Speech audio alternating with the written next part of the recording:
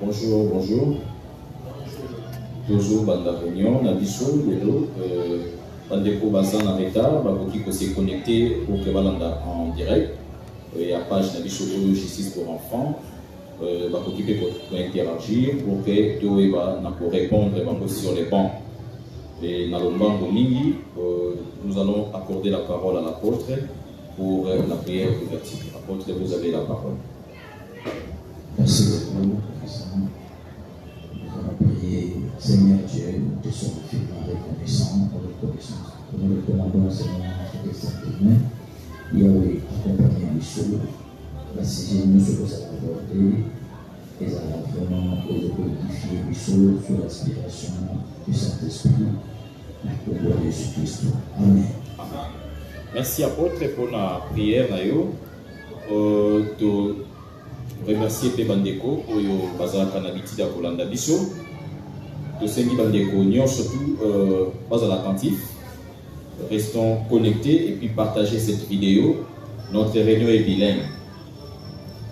Nous avons prévu 4 points dans l'ordre du jour, respectivement comme suit: le rapport de la réunion du 31 mai 2025, la toute dernière réunion cellulaire. La protection de l'enfant avant la naissance comme deuxième point. Troisième point, l'attitude des parents pendant les vacances scolaires.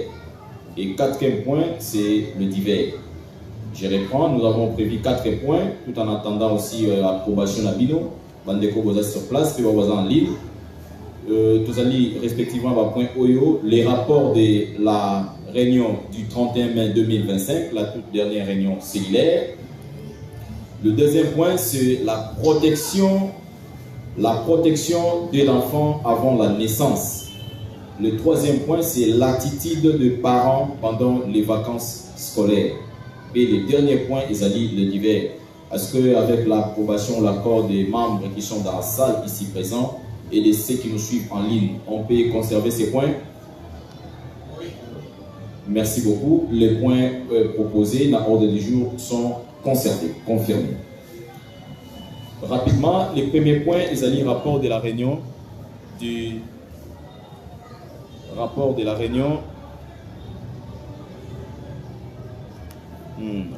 réunion Nabiso Otosalaki na date il y a le 31 mars 31 plutôt mai 2025. Dans le cadre de la réunion wana to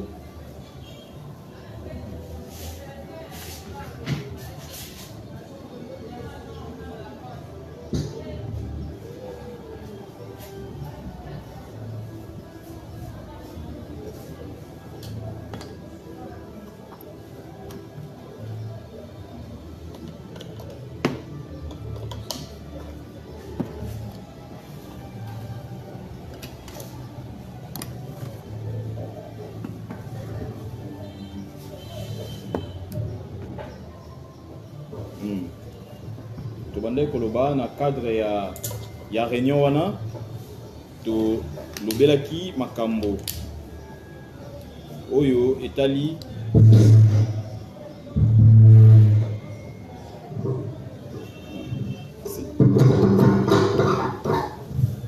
excusez-moi pour le désagrément d'un problème ya sonorisation. Tobandai kolobela likambo ya réunion au Dosalaki dans le rapport de la réunion du 31 mai 2025, la toute dernière réunion cellulaire.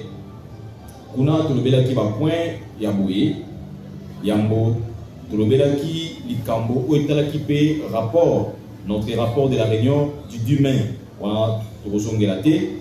Et puis Tolobeli, la JSP face à la loi portant protection de l'enfant. Là, nous avons insisté, on a expliqué qu'est-ce qu'on doit faire. Nous avons fait la description de la structure. On a expliqué qu'il s'agit d'une structure de promotion et de protection des droits de l'enfant. Et on s'est dit que, de par sa dénomination, déjà, il y a un lien, il y a un point commun entre la loi numéro 09/001 il dit janvier 2009 portant protection de l'enfant dans JSP. Il a décidé de revoir cette question parce qu'ils ont englobé l'aspect social cette loi. L'article 106, ils ont fait sa juge, les juges pour enfants disent là, il y a ils ont mis ça moine de confier la garde entre les parents, les mains des parents pour que pour se présenter dans moine à chaque audience sous peine de l'article 131, la même loi, ce qui va se présenter. Donc, c'était sur l'éducation des enfants, la priorité des priorités. Chaque parent, il s'est gagné pour prioriser l'éducation de bana. Et tout ça va contrôler l'action de bana à la lettre et pour corriger bango. Donc, c'était le colo, il y a des finalistes au l'examen d'État.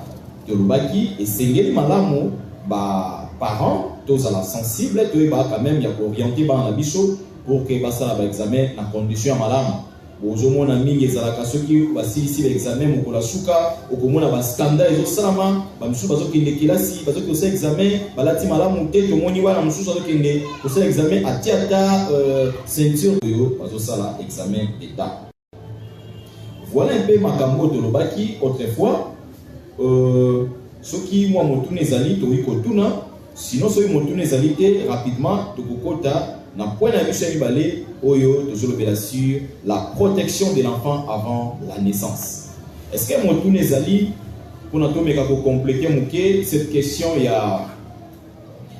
y a réunion passée au to lobela qui sur point belé tel que éducation à bana la JSP face à la loi portant protection de l'enfant, est-ce que moi, mon tour n'est ali, parce que parfois, l'anda qui m'a monté, réunion et les kaki, est-ce que moi, mon tour n'est ali, ce qui mon tour n'est ali, c'est que je point directement et l'eau. Mon tour n'est ali, merci papa pour le tour. Merci juste pour la fois, moi,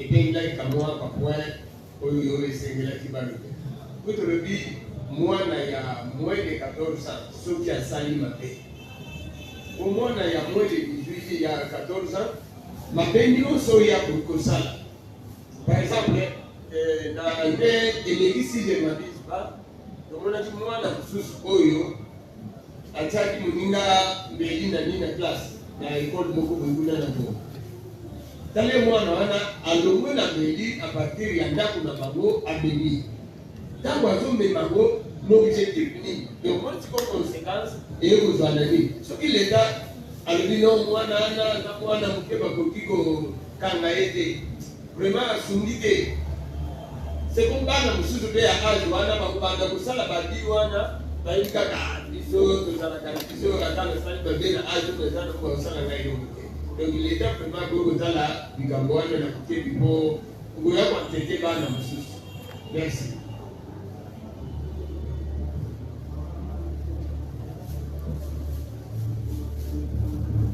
Merci papa.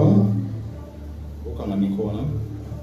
Merci papa pour le loco ici, c'est très important. Au moni et pas na biso lelo, c'est ça même problématique qui a réunion de ça la vidéologie. Lelo yo balobi ba kokanga mwana ajuana te. Parce que azo bénéficier de une présomption irréfragable et irresponsabilité. C'est bien. Peut-être copier loi ya batu mosusu culture na bango lolenge bazo vivre. Sikoyo et pas na biso ezo bala na te pourquoi il y a plusieurs aspects to lobaki. Aspect mosusu ekoza la lié na société na biso. Aspect mosusu ekoza lié na manière o biso tozo vivre le quotidien na biso. Aspect mosusu ekoza lié na lolenge oyo biso tozo landela bana biso malamu te parce que totiki mwana toute la journée atambola na ye biso ke koluka mbongo. Siko mwana oyo azali na moins de 14 ans na 13 ans, est-ce que c'est vrai azana discernement par rapport à âge en kelenge toyoki. Mais soki lelo yo ba mikolo ba influencer ye akende ko sala mbeba. Asali ya mo. Zuzi atela bitaza na 13 ans. C'est comme ça que nous avons une réflexion et c'est tendre dans les législateurs pour que et ma biso la révision, il y a loi wana, c'est pas bien. Au regard, il y a société na biso, moi il y a 13 ans, il y a lelo, azak kakana inconscience te, azak penanda baboyebi. C'est quoi Sengeli va étudier à fond question Oyo. On a comment on peut réviser dans la mesure du possible cette loi. Est-ce que le comme ça pour Baxezali wana? C'est là comme ça Baxezalité donc on joue au point très important la de la psycho, la protection de l'enfant avant la naissance. La protection de l'enfant avant la naissance.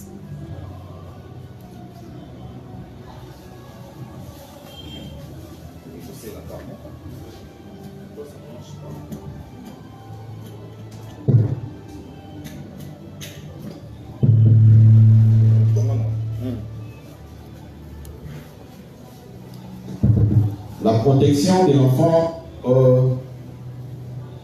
avant la naissance. La protection de l'enfant avant la naissance. Et c'est bien la mission de très important. Protection avant naissance, Ezalini. Ezali, Otobengi, Mokumba, Tobabengi, Zemi, fœtus.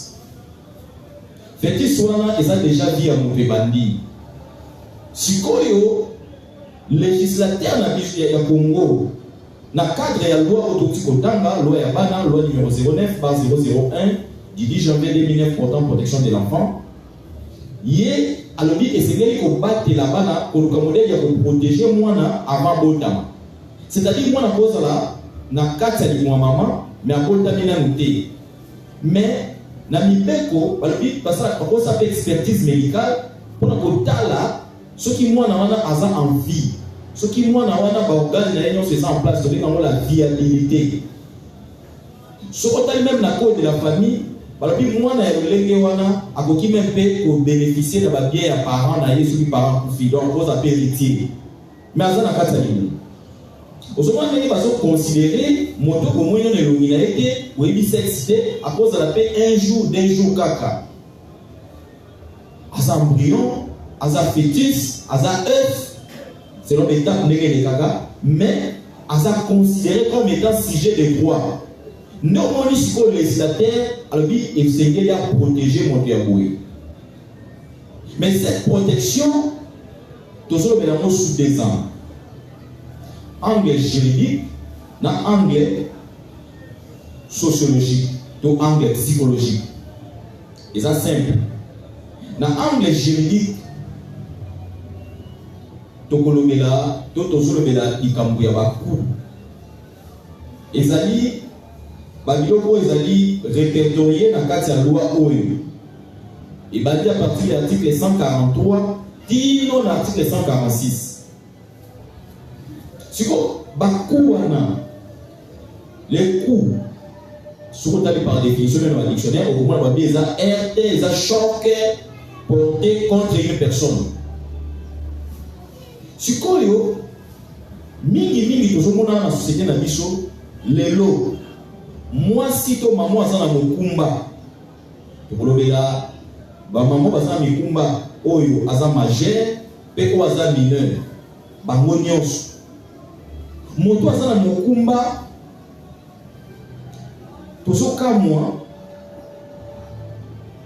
bazo administrer ba cour okoyeba kuna na quartier oni oh tala ba uti kobeta mwana mwasi mais aza na mokumba obeti ko na nini parfois ezali molonga nini moko azo administrer ba cour mais ozo administrer maman o ba cour et comporter préjudice na vie à moi. Parce que moi, à chaque instant, sur le thème de l'économie, sur la médecine, le développement, malembe. Bon, il aussi va porter contre moi. Pour asuka le légini. Nayango, au moins, les législateurs na biso, Asaki Mayele, alobi boye. Bakuana, soki, ou administrer des coups de blessures volontaires sur la femme enceinte Moi, je suis dans mon combat, yo bétier. Il ne pas poursuivre.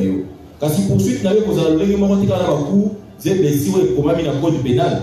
Et bon, il va accentuer. Au même temps, il y a pénalité dans le colo.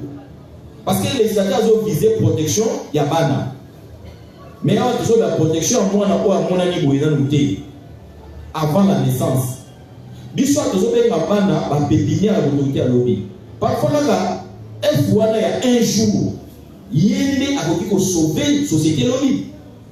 Mais à cause, il y a des gens qui doivent entretenir la femme enceinte mal montée, de perdre. Et quand on perd quelqu'un, on a qui prédestiné pour ça, il X, n'attend X, c'est pour s'entendre l'échec, n'attend.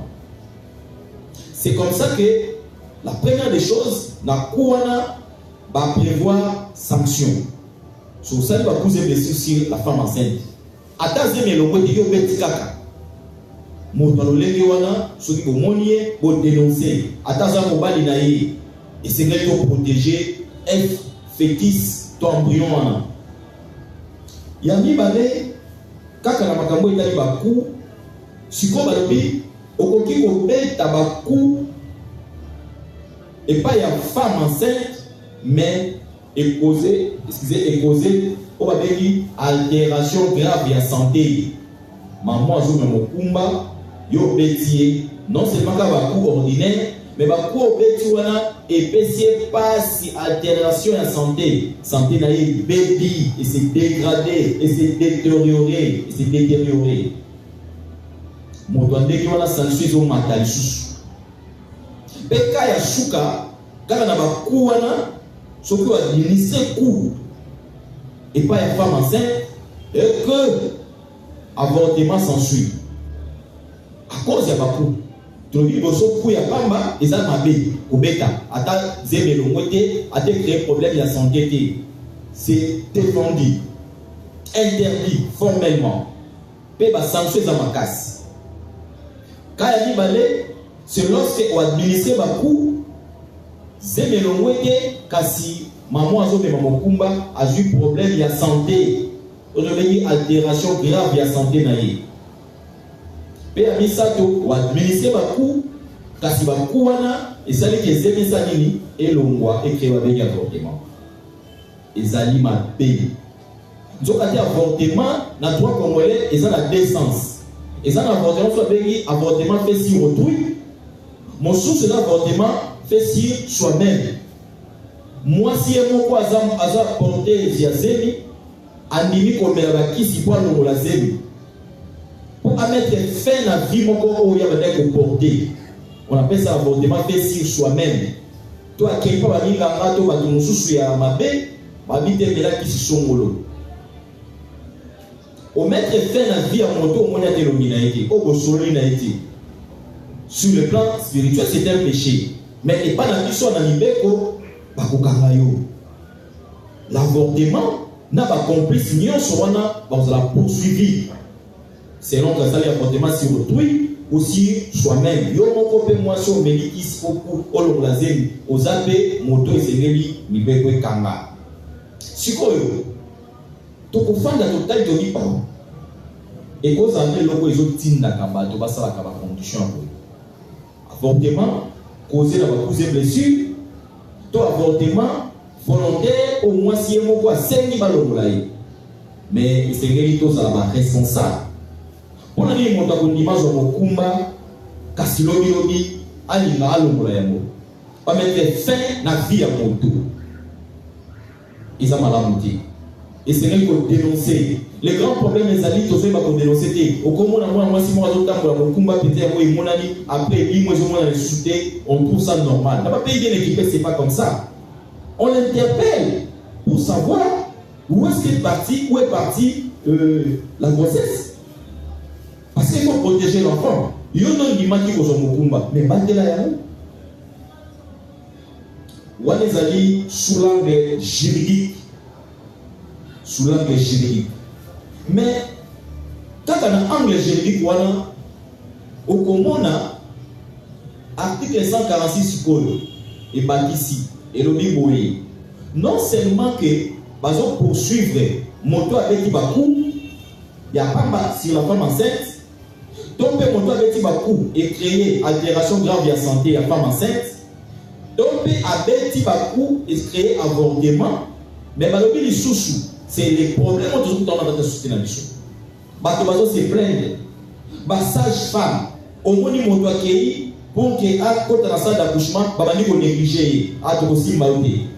Toi, ami, à ça l'hémorragie, à Koufi. Négligence.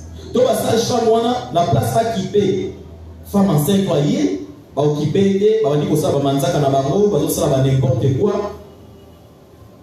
Batini, va stagiaire, va expérimenter, va orienter ma bé, les cas comiques, soit moi, le père, soit maman, le père.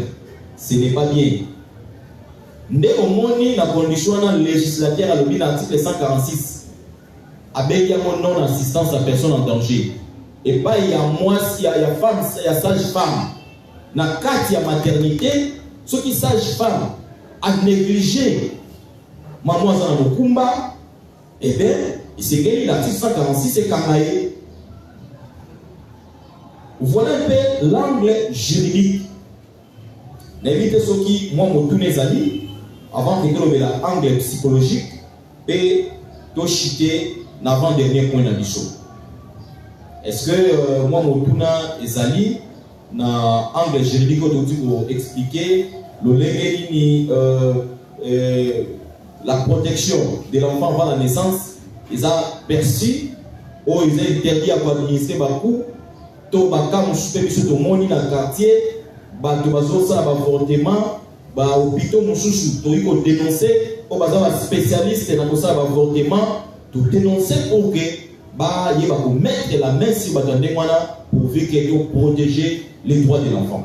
Par contre, les épanadino, pour compléter, pour toute la question, peut-être qu'il y a un survolé barreau, et bon, le point suivant, angle psychologique.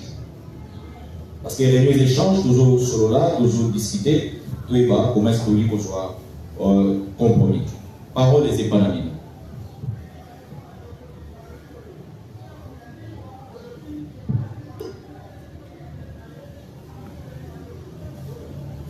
Oui, apôtre. Merci beaucoup, Président. Merci, Madame Denis Sozo, de partout, et dans la section en ligne. Je voulais poser une question par rapport à ce que vous avez dit. Il y a des cas où les deux parties, après l'acte de violence, s'entendent réparer à l'amiable, malgré les dégâts causés. Alors, si nous nous retrouvons devant ce genre de cas, nous qui sommes défenseurs des droits des enfants, sachant qu'il y a eu telle action, mais la victime a tempéré en acceptant de négocier avec celui qui a causé du tort, parfois selon la foi chrétienne ou par dommage, entre guillemets, sans l'apport de l'État. Alors, devons-nous encore faire appel à la justice ou bien laisser cette situation comme ça, puisque les deux parties se sont convenues de trouver la paix entre eux? Voici, c'est la question.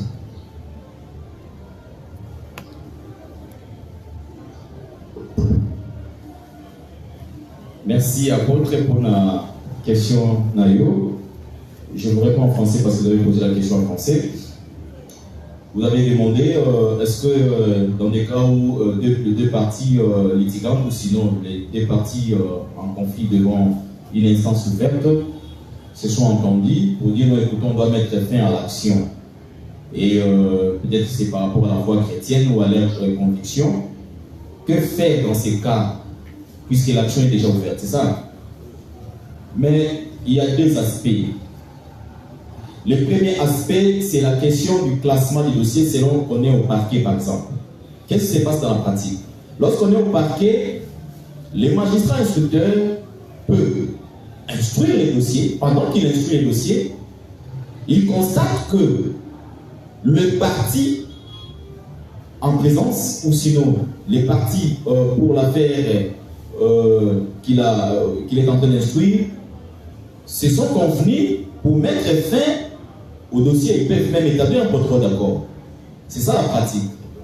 Mais quand on établit un protocole d'accord, le principe d'abord c'est que les magistrats ou les juges n'est pas lié au protocole d'accord. Parce que le magistrat du parquet est là pour poursuivre les infractions. Quand il poursuit, il va voir est-ce que l'infraction est commise, l'ordre public qui a été dérangé est rétabli ou pas. Parce que pour lui, c'est la cristallisation. En fait, l'infraction, c'est la cristallisation, l'intangibilité. C'est comme le verre. Quand vous cassez le verre, vous ne saurez pas prendre les débris et puis remettre le verre. C'est un peu ça l'essence de l'infraction. Et c'est sur base de cela que les magistrats du parquet, en instruisant les dossiers, ils se focalisent sur la cristallisation. Malgré la cristallisation, voici la brèche. La loi lui donne la possibilité de faire ce qu'on appelle les classements sans suite du dossier. Il doit maintenant trouver une raison. C'est pourquoi il est prévu, par exemple, le classement sans suite pour fait bénin. Le fait bénin, c'est quand les faits ne sont pas vraiment trop graves. Les magistrats du parquet peuvent classer le dossier pour fait bénin. Alors, les cas que vous avez posés, on appelle ça les classements sans suite par inopportunité de poursuite. C'est-à-dire les deux parties sont convenues, là les magistrats trouvent que l'ordre public qui a été troublé est revenu. Est-ce qu'il faudrait qu'il continue à enfoncer encore l'épée? Il peut classer les dossiers, mais attention, il y a une nuance. La nuance est à quel niveau? La loi de 2006 relative aux violences sexuelles interdit ce qu'on appelle marchandage en ce qui concerne les violences sexuelles. Pour les dossiers de viol, pas de marchandage, même si vous avez votre foi chrétienne, une fois que l'affaire est portée devant la justice, que ce soit au parquet ou au tribunal, il n'y a pas de marchandage. Ça, c'est le principe. Mais pour d'autres cas, oui. Mais là, c'est aussi l'intime conviction du magistrat. Vous pouvez faire les protocoles d'accord, il fixe les dossiers au tribunal. C'est lui. Mais il peut apprécier par rapport à votre protocole d'accord parce qu'il a dit que l'ordre public qui a été menacé est maintenant revenu. Puisque les deux parties maintenant commencent à s'entendre. Mais ce n'est pas une condition, il peut, c'est une possibilité. Mais à condition aussi que ça ne soit pas l'infraction de viol. Troisième cas, lorsqu'on est devant les tribunaux pour enfants, la loi ici a prévu un mécanisme pour mettre aussi fin à l'affaire dans ces mêmes conditions. On appelle ça la médiation. En fait, la médiation, c'est une procédure qui permet aux parties litigantes ou aux parties qui étaient opposées devant les tribunaux pour enfants de s'entendre et de mettre fin sans pour autant avoir un jugement. C'est-à-dire, comment le juge va confier les dossiers à une commission de médiation. Et la commission de médiation va apprécier l'appel des parties pour voir si les parties sont d'accord pour s'entendre. Mais là aussi, attention, il y a aussi une condition. Il ne faut pas que la prévention soit punie de 10 ans. Il faut que ça soit puni de moins de 10 ans. Si c'est punissable de 10 ans ou plus, la médiation ne passe pas. C'est tel les dossiers de viol, par exemple. Il n'y a pas de médiation, puisque c'est punissable plus de 10 ans. Vous voyez? Et donc, c'est comme ça dans la pratique. Je ne sais pas si je vous ai bien répondu. Merci beaucoup. Est-ce qu'il y a une autre question ou sinon on passe? On peut passer? Voilà, nous l'écrit dans anglais, nous sommes anglais juridique, le code psychologique, dans anglais, nous sommes anglais psychologique. Ça traumatise. Mais l'anglais psychologique ici, mais ils allaient dans au bana, moto, azali na mokumba, mais ils ont traumatisé. Par condition dans ma montée, toujours protégé, t'es dans la carte bus, au moins une femme enceinte. Yo fait la qui tiki a été malade c'est pour ça mon. Mais pourquoi la mauvaise foi comme ça? Parfois ça plus âgé que yo. Mais même si vous êtes plus âgé que yo, par rapport à l'état n'a pas mis du travail dans bichou. Comment nous traitons les femmes enceintes? Au moins moi ça ça na zemi, azana mokumba, obandi koyebise maloba ya makasi maloba ya kanda qui dérange sa psychologie, qui la traumatise. Or, en la traumatisant, vous pouvez affecter négativement l'enfant ou à se porter. Et quand l'enfant est à se porter, à affecter, c'est que l'avenir de la société a été menacé déjà. Puisque nous avons un élève, et ça, on a besoin de menacer. Nous avons un défaut. Moi, si vous demandez au psychologue, c'est pire dans le traumatisme qu'on doit faire subir dans la femme enceinte. Nous devons arrêter ça. Nous devons arrêter de traumatiser les femmes enceintes. Nous devons mettre les femmes enceintes dans de bonnes conditions pour que Babo tape malade. L'angle psychologique et même l'angle social, au moment dans la société, qu'est-ce qu'on fait dans la femme enceinte? C'est malheureux. L'alimentation, ni de ça va la femme enceinte. Nani la femme enceinte. Et voir même mobile il est mon co. Bande quoi mobile, toujours faire toujours mon. Bande qu'on menacer. Moi si enceinte. Parfois aussi même dans autres. Toujours traumatiser la femme enceinte, ce n'est pas intéressant. Nous devons arrêter ce système de traumatisme. C'est pourquoi nous, la JSP, nous enseignons que cet élément de traumatisme est à la prise en compte lorsque on parle de la femme enceinte dans le chapitre Oyo, il y a la loi portant protection de l'enfant.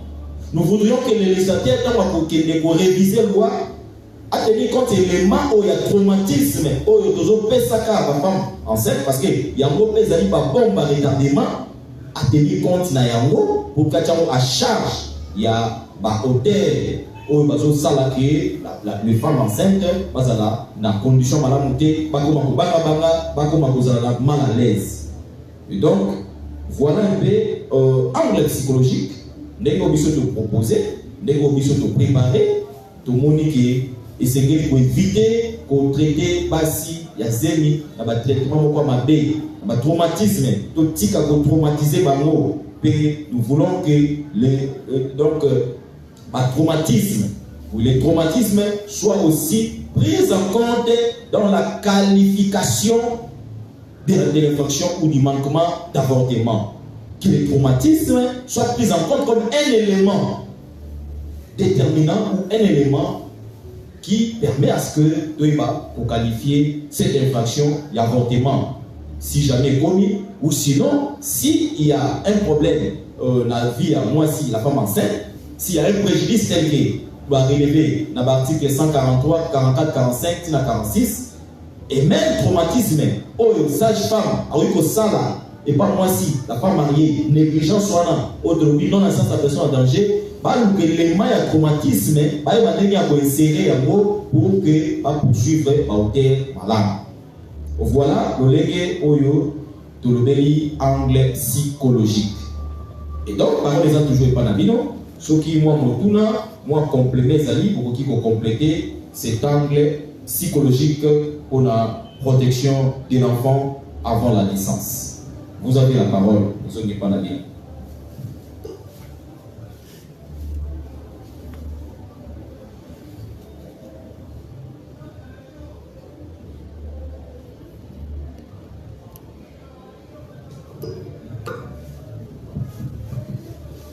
Donc même à l'école besoin de la mission en ligne, beaucoup qui tout par rapport il y a un traumatisme on doit faire subir ma femme enceinte.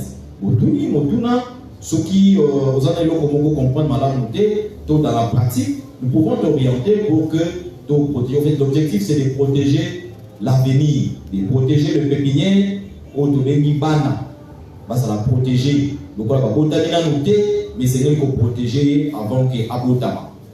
Et donc ceux qui m'ont dit ça pour bâtir sa contribution, il faut contribuer avant que tu chutes dans le message, c'est-à-dire avant le dernier point, avant que aussi ça n'a divers.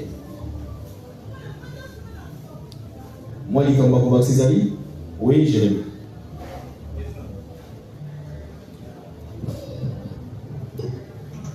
D'abord, il y a ceux qui basent dans la zone et essayer de protéger.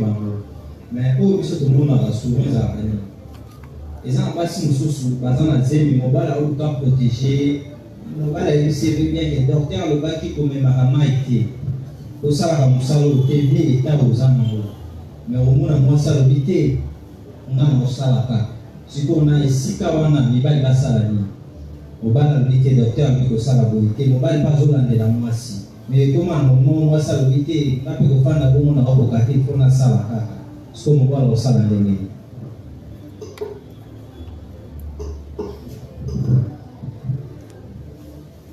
merci pour la motunawana.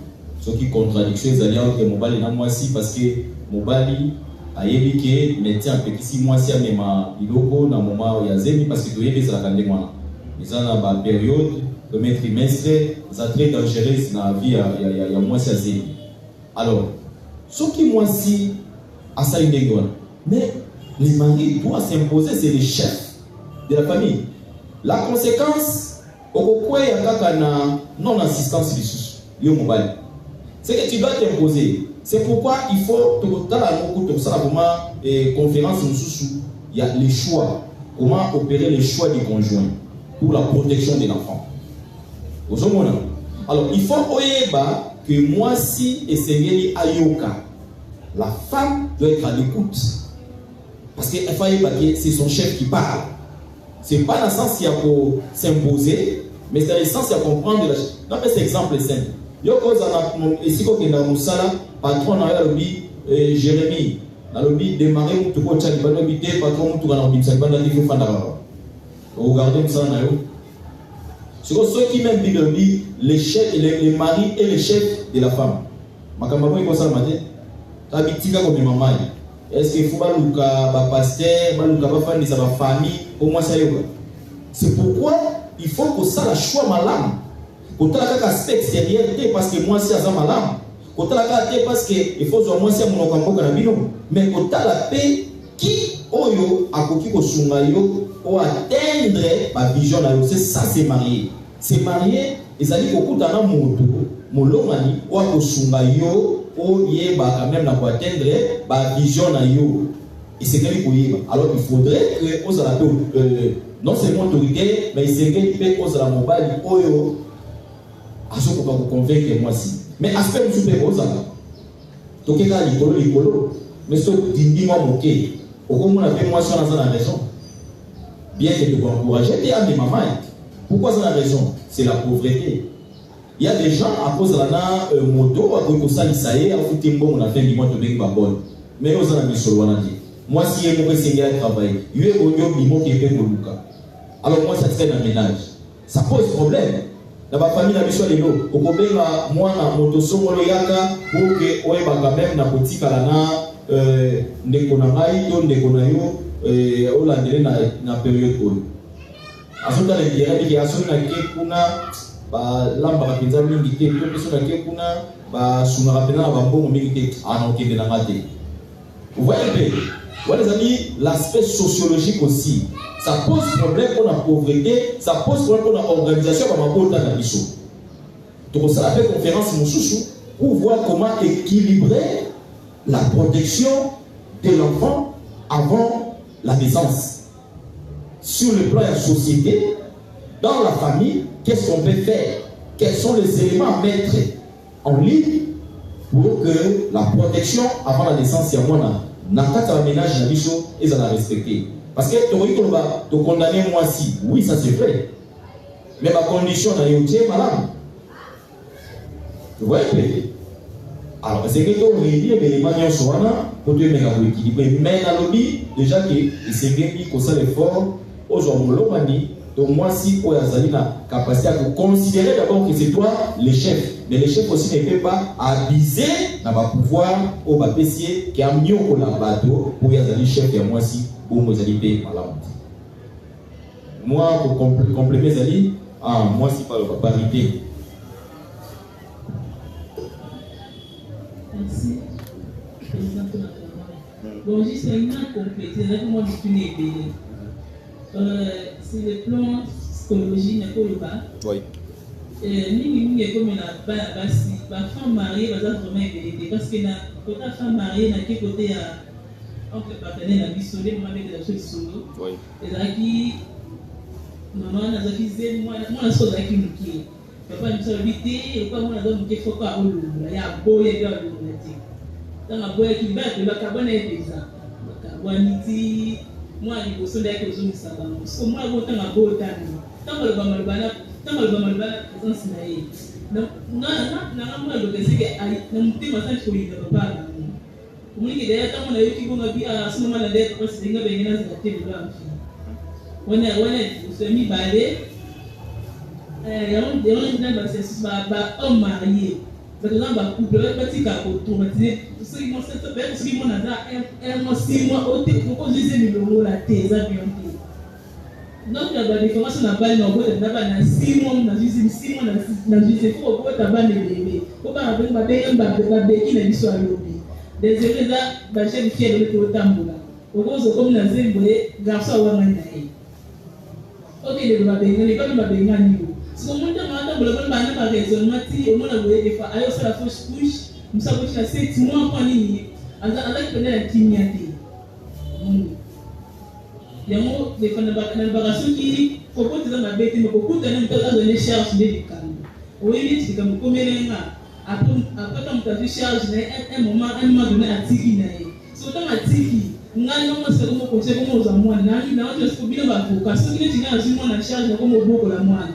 Na okongo ena kongo tata na yete no pese kongo na ngamuko parce que la charge n'est pas le meilleur pour la charge neti dossier na nga depuis 2022 ou 2021 bakata dossier oyo mtu anakiolania si il a ça va 50 francs na soati parce que moi na botana tanga na neti comme le système ngani mtu asokipani na nyoso na okongo na kama tata neti automatiquement na pese kongo na ngani na tena ile ça parce que au samba la leo wale kani na kama on a sala ka natani sabe parce que ngani na dimanche charge mais pas la pesa mkono sikone chikino ba mettre le quoi bon la pesa nazo ça combat tata neti na kombo na ngamuko non leta la kimu tuna kisuna mwana.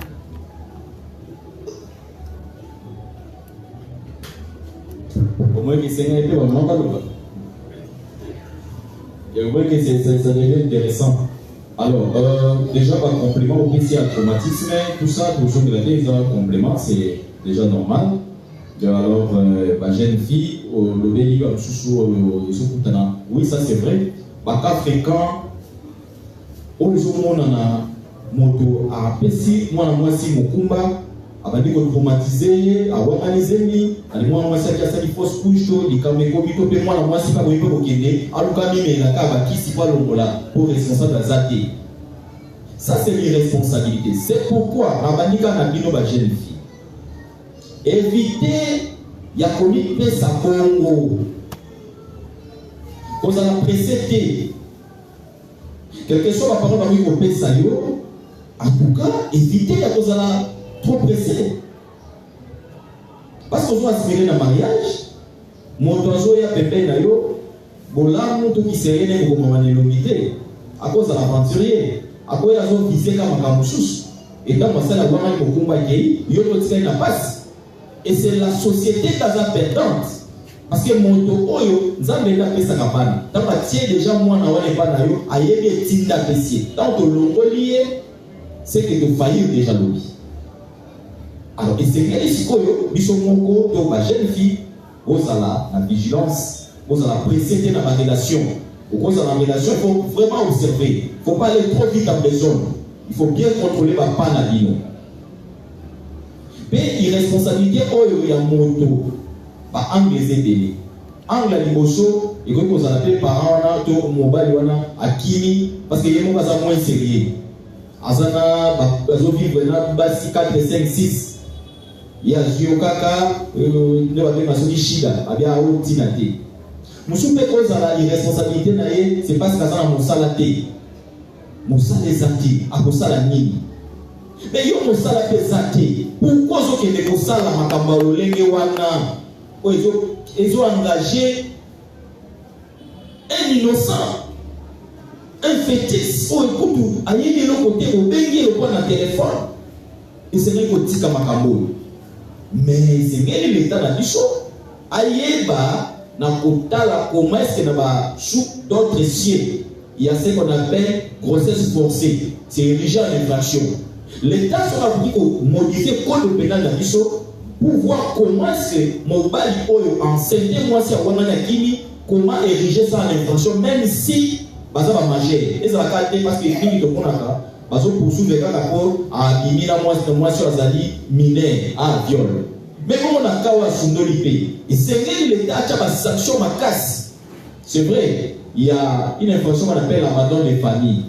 La famille, c'est ça, même petit soit là, quand vous avez constitué, c'est vrai, à ça, là, on prise en charge, à ça, monter. Mais il faudrait accentuer la sanction pour décourager le comportement de moi dans la société. Qu'on frappe fort sur l'irresponsabilité. Parce que l'irresponsabilité, nous sommes volontairement. Ça n'a pas de moté. À ça, il y a pour ça les gars d'amola, avec les sabana. Et Seigneur, la bino na basi, bo fongola miso. Moi, moi, c'est les amis, le moi, moi, c'est karaté. Les autres, moi, na basi, bazo, tamu sa entreprise, bazo diriger l'ibali, bazo ça, on va minene. Vous avez la actualité. Na basi, na Nations Unies, bazo soit parole. Et c'est que vous êtes responsable. Vous se laissez faire. Si on a mochité, na motuna ya sukao lobi le nom. La question du nom est réglementée par le code de la famille. Le code de la famille et lobby nani oyo esengeli apesa mwana Congo. Ce sont les parents. Mais à défaut, il y a consentement, il y a parents. Moi, si paie mon bali, balobi, c'est la voix de l'homme qui prévaut. Donc, ceux qui bouillent qualité, il y a eu deux personnes dans Congo Jean. Il y a eu deux personnes dans Congo Nikes. Bouillot qualité, na souka balobi te, il y a des moutons dans la dernière parole. Mais il y a une possibilité à vous baisser. Il y a un ça dans Congo, il n'y a pas de problème. Ce qui déjà moi la manière de porter Congo, moi je pense que c'est l'identité. Quelle que soit l'irresponsabilité à papa, mais quand même c'est son enfant. À moins que ça la moi la manière de porter Congo, oh il y a aussi au Pesaka parce que l'eau est voilà vous avez dans sa loi. Le lobby, dans la rue au Pesaka Congo, tata to maman. Celui qui tata ça irresponsable à mon été dans le moment où ils ont monté moi. Est-ce que vous pouvez que le Pesaka Congo? Non, il y a au Pesaka Congo il Vous voyez? Mais celui déjà, tata Pesaki Congo. Si vous tata Kimi, on lui a une longue la Congo. C'est vrai. Au lieu que ça, c'est votre droit. Parce qu'il y a aussi un mécanisme pour changer les noms. Au Québec, le tribunal pour enfants, ça dit les quêtes. On sait le jugement, il va poser un jugement et un changement de nom. Mais est-ce que le Seigneur dit qu'on punit parents, papa, qu'on punit l'identité pour hasard irresponsable, deux fois la punition autrement? Mais au cas de la même question, vous voulez monsieur lobby, lorsque par exemple le cas d'Otangi, on lobby voilà, ici jugement Bima Bakata, bienvenue de ce très bien, mais il y a azopé ça de l'autre côté. Non! Jugement wana ce côté Nakati, bakondana qui a fait sa passion alimentaire. Et c'est qu'elle a fait ça comme bon pour moi à vivre, mais ma confiance qui au garde de l'enfant. Ce côté qui a mon commis. C'est que au moins, le problème est dit, les droits n'est droit que lorsqu'on sait les demander. Il y a un jugement depuis l'année 2022. Ça fait 3 ans. Mais le jugement, les questions est là pour exécuter parce que papa, on est sévère à foutre à la mission pour la carte de l'Égon. Il y a aucun garantie. Ange va qui t'a lancé, pas que nous sait que les droits n'est droit que lorsqu'on sait les demander, il faut marcher, il faut activer. Et nous avons droit à tellement possible à accorder par un jugement.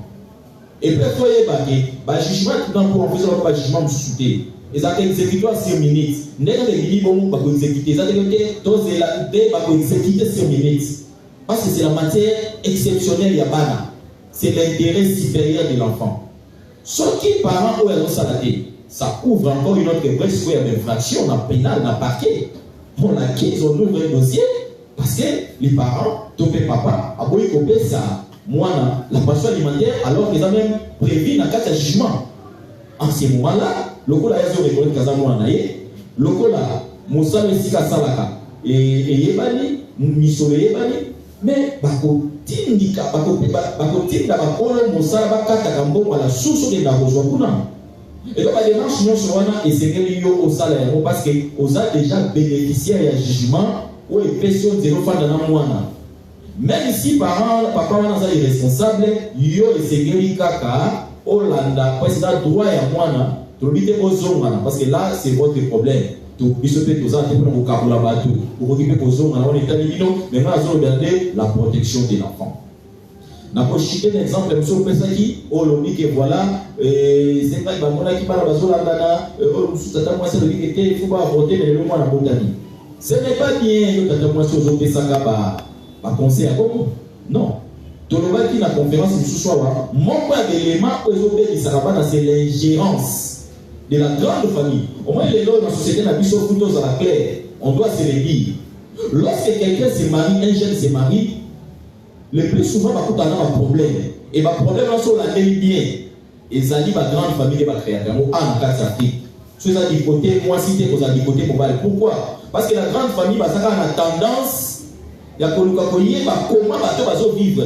Oui, on connaît l'écolo, mais comme ça, on a tendance à s'imposer sur un couple. Or, un couple va s'imposer, mais on va faire ça au conseil pour l'orientation.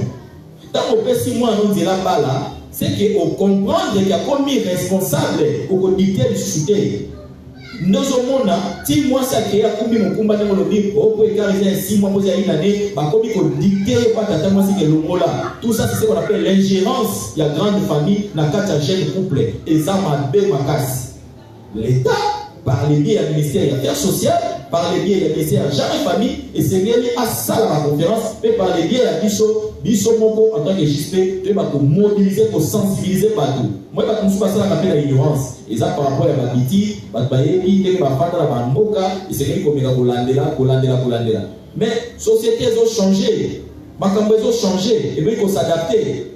Mais ça va au conseil, mais il faut s'imposer. Parce que ça déjà couplé. Ce couple dans le monde des académies, tant que vous autorisez pas la vie, il va couple comme bis. Même si vous mettez la libala, vous va couple dans le droit de l'égalité malgré la bisika. Et c'est que la biso, tout sur la bango, na ba parents, na ba camarades, tout sur la bango pour que ba réussir. Voilà un peu de la politique parce que les gens qui ont créé un traumatisme, ils ont occupé, parce que les gens donc c'est que si on a vivre, et ça pour maman qui m'a aidé, c'est qu'il y a des maladies, ça crée des problèmes, et des problèmes graves sur le plan psychologique. Est-ce que complément fait les amis avant que nous avant dernier point aujourd'hui l'attitude des parents pendant les vacances scolaires et là on complète les amis ce que ça été ok avant dernier point l'attitude des parents pendant les vacances scolaires pendant toujours qu'il y a vacances scolaires les amis période oyo banana biso période au banana biso baye ofanda na ndako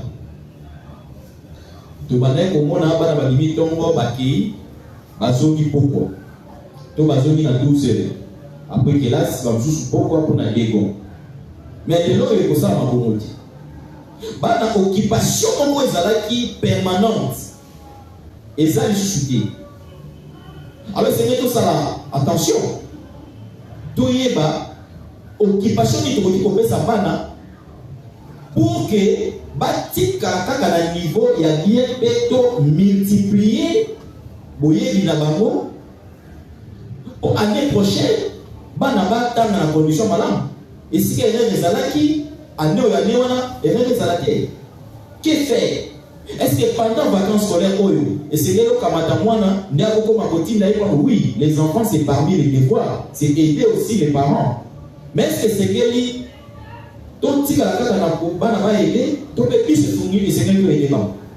qu'est-ce qu'on peut faire? C'est là où il y a des bossos, observation. On les observe. Et après avoir observé, on fait quoi? On échange dans bango. On dit que sur là. D'abord ils la qualité, il faut lui sauver les tamaka. Moi dans le difficulté d'ailleurs, par exemple le dire le gagner à monnaie c'est là même moi malève. Après échange, il y aura ce qu'on appelle l'orientation. Parce que l'échange, moi on va quitter. Mon niveau dans ma classe la mathématique t. Ah, ngai français dans zoé ba malamu t. Ah t, ngai géographie t dans zo kokate. Ah, ozomona, siko osala échange wana. Olobi ah lokola mwana géographie zo ebate tikana orienté ko namoni mututel azama classe na géographie tikana bien ya suma de sorte que quand on va manière mwana so avec force à combler ba vide de makambo oto sengeli ko ça na vacances ko mais mosusu et sengeli peut éviter par la biso la tambola pamba l'osifeti qu'on nous a toujours occupé par la biso. Et même pas dans l'équipe, il faut qu'on soit toujours occupé. Il y a d'ailleurs dans la pédagogie, l'enseignement c'est un jeu dirigé. Oui, on peut ça, on nous a pas dans l'ayo, et l'autre on il y a souvent le poison sakana, mais là c'est à ma c'est qui wana matière les autres. Il y a des matériels comme ça, il y a souvent on a jouer, mais na simaka à jouer wana, moi na zo apprendre non. oui, comme ça, pour ça, va jouer pour permettre à ça de compter. Il y a ce qu'on a pas ça. En tout cas, des gens mais ils ont compté 1, 2, ils ont combien encore. Maintenant, ils ont mis balai pour eux. Sont dans le rôle, des choses sont soumaillées à la soustraction. Ils sont soumaillées à l'addition. Bon, nous avons tout cas mis balai. Ah, bon, attendez, je vais t'acheter une troisième voiture demain, un troisième jouet demain. Ah ouais, Banabali va jouer. Maintenant, tu avais des jouets hier. Aujourd'hui, j'ai ajouté 1. Si on compte les tout, tu auras combien? 3. Donc, ils ont qu'il y a le coup à bâcher, mais maintenant, les enfants aiment les jeux. C'est pourquoi l'activité principale de l'enfant dans la pédagogie, c'est le jeu. Mais c'est un jeu dirigé. On ne peut pas laisser les enfants passer à sa sans qu'ils passent à la diriger. Voilà un peu le légué dans le Koloba. Pour la Titi, la bicho pendant les vacances scolaires, et c'est que l'observation totalement la bicho malade, doit interpeller Bango ici que c'est doit encourager Bango, Bassala Makamala, Bassala Yamakete, tout ça les change pour avoir des difficultés dans Bango, mais par point fort ici va réaliser, on va acquis, consolider les acquis, il y a bonne éducation à Bana Bazana déjà, mais au sein des forts, Bana Batam pour la Pamba au sunga bango orienté bango de sorte que makambo na bango nyonso ezala bagé mais ezala dirigé pour que matière ekota na motu na bango de sorte que année scolaire ya sika 2025-2026 batanga yango na bacondition ya malamu koleka année 2024-2025. Voilà ndenge nakoki koloba parole ezongi epa na bino mpona observation pour un ajout complément avant que tu chites la biso la dernière point la biso de la ligne d'hiver. Donc aux avant dernier point ceux qui aussi sont vraiment de chiter dans divers pays de côté. Merci parole les écoles.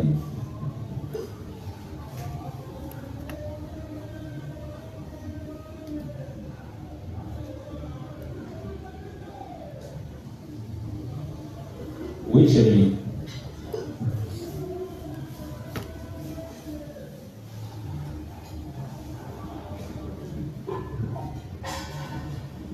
Merci pour la parole. La où est allée observation à mes parents dans le moment de congé à Bana. Ni toujours na où est allé congé à Bana. Tant que bien comme congé, les autres Bana va aider pour payer de manière que les parents baillent à Bana, qui na matière pour le cas surtout pour les baba pour la salle, on allait le payer, tout le monde a mingi à pour payer, pas à na repos. Où est allé na babo payer à Kolal. Souvent, les parents zalaka. Bana dans la classe, moment tout ya pendant basotanga, ou les bana balala vraiment balala en retard. Pendant que basé congé, bana les appliquer à la passe. Au monde parents venir accepter bana balala 0 heure pour nous porter la Nigéria à théâtre. Peut-être qu'il y a un discipline à vérité. Puis, si un boula a été le il faut que tu aies un boula.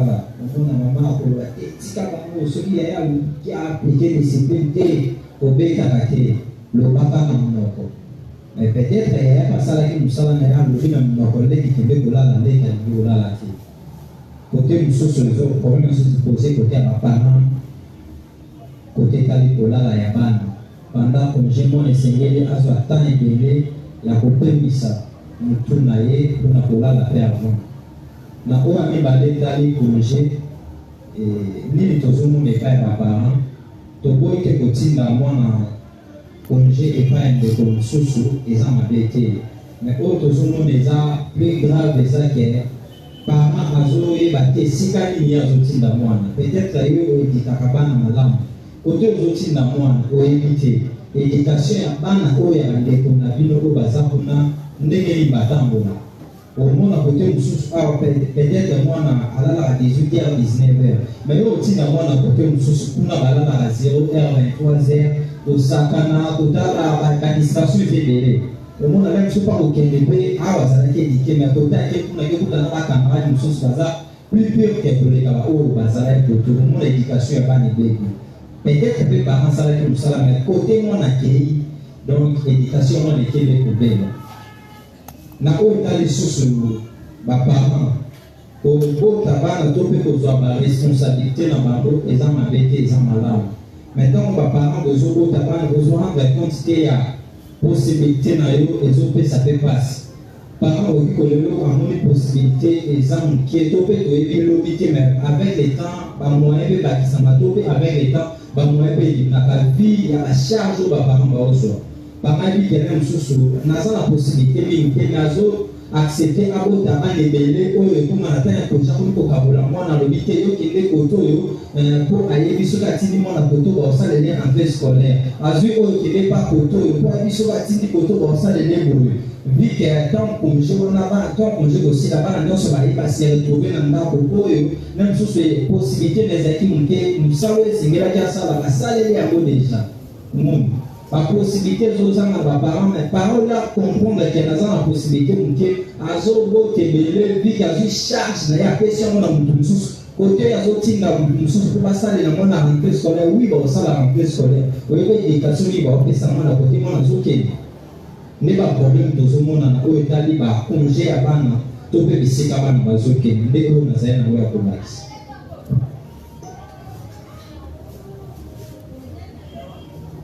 Merci pour la contribution. Est-ce que contribution, M. Zali? Contribution Zali? Ok, contribution Zali. Cette contribution Zali, aujourd'hui, dernier pour la M. Zali, divers. Dans divers, nous avons insisté sur la souscription pour la formation en droit de l'homme. Il y a déjà une liste. Souscription, les alliés moyennant 10 000 francs. Formation, les alliés, il y a au félé. Au PC 10 000 francs. Vous avez souscrit et puis vous avez une réunion avant que vous démarrer la formation pour vous horaire et à mon moto. Si ceux qui ont signé pour la formation, vous se prononcer dans le secrétariat de l'histoire, PC combo, au PC 10 000 francs, attends 10 000 francs, vous avez au PC combo, au PC Adasima, pour que vous ayez mon colonie pour démarrer la formation en droit de l'homme, pour vous pour en profondeur ma camion sur la couille. C'est très important. Divers animaux, toujours bien les carte, bandeko bazana ba carte de membre T, to ba carte na bango espiraki, et sengeli ba les kana secrétariat, ba pesa photo pour que ba établir carte ya sikapé ya condition malam, mulenge oyo to komi nango carte ya sika. Donc ils sont sous carte de la monté, vous avez une carte biométrique, bandeko bazwa carte kala, ba koki ko luka moyen ya koya ko souscrire pour na besoin carte mosusu. Voilà carte ya sika ndengenini to sali na condition ya malade carte biométrique. Les alliés moyennant 10 000 francs pour y couper ça au PC photo ceux qui ont changé d'adresse par rapport à mon PC qui fiche na ou comment qui fiche na yo pour indiquer une nouvelle adresse pour que tu insérer la carte biométrique vous est déjà disponible un jour après souscription d'ailleurs. Donc, sous Essengeli, Bandekonion, surtout, Zalana, Polo, Topé, Lacoste, il y a issu à JSP, pour les moyennant 10 000 francs. Lacoste, c'est 20 000, mais à condition que, au République, il y a un t-shirt, PB, chemise, Polo, tu vas imprimer sans problème, ou alors, à 3 000 francs, pour ça, il y a une impression.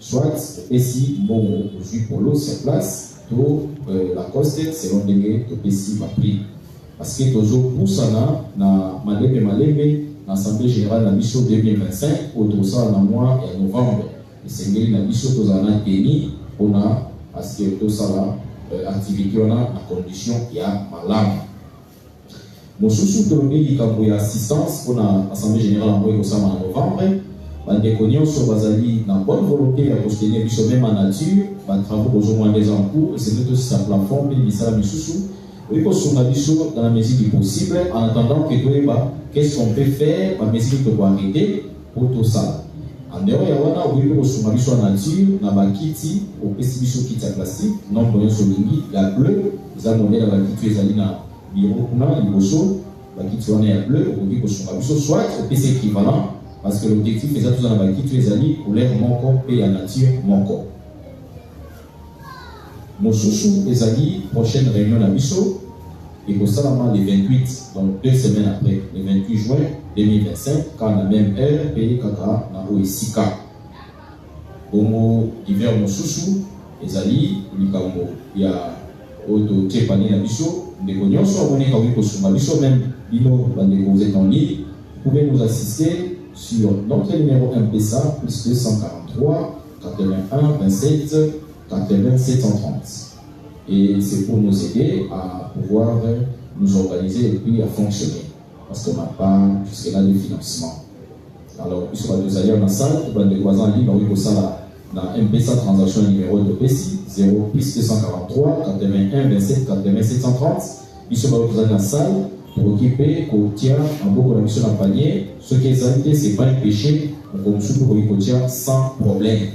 À part Wana, ceux qui m'ont tourné Zali, donc les Kamboga pour Bakissa, dans l'hiver, dans la sous-réunion, pour qui qu'on paie ça le temps que tout est pour clôturer, réunion dans le s'est retrouvé le 28 août.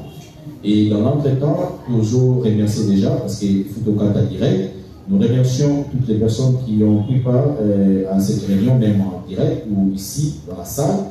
Et nous vous demandons de partager massivement notre vidéo et à vos proches partout. Et vous pouvez vous abonner à notre chaîne YouTube, cette page Facebook, page TikTok qui porte les mêmes noms, Justice pour enfants. Page TikTok, chaîne YouTube, et page Facebook et même Instagram qui portent les mêmes noms. Vous pouvez nous écrire sur notre adresse email justicepourenfants@gmail.com.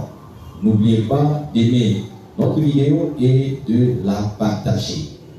La prochaine réunion sur le 28 de ce mois. Au revoir.